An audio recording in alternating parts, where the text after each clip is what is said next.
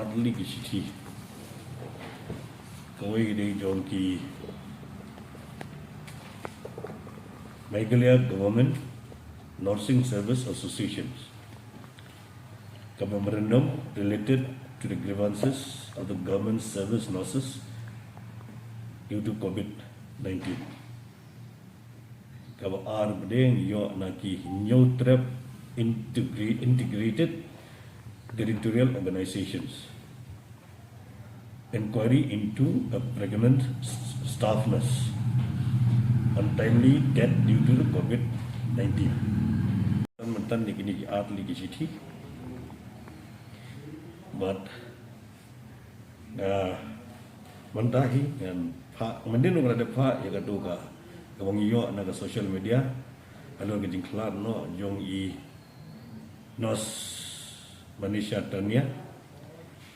ngala ada draw ni mending ngala fa siapa di HSMI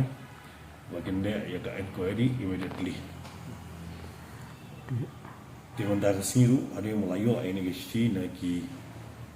Meghalaya Government Nursing Service Association dengan pak yang saya kini gisti bro but kawai bagi yo nanti new trap integrated territorial organization wa au ni ben like na kenu ka babu i kecingnya ke bayi kendu ki nong tray jong ka health department ki nong tray health workers kamtam i nurses ki blawara ya kini ka memorandum ba kino ki jinge ke ba bagi kendu mengikum sarkar kemudian ke jingkit kli ngidei ban address ya kini ki issue but kino ki badon ke jing involve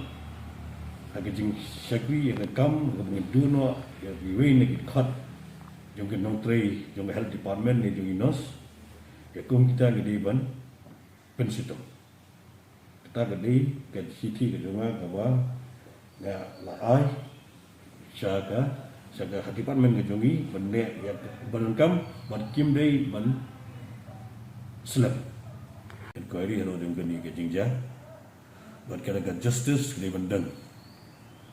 anor jong ni ke jingja kemudian wan suja ke cukut no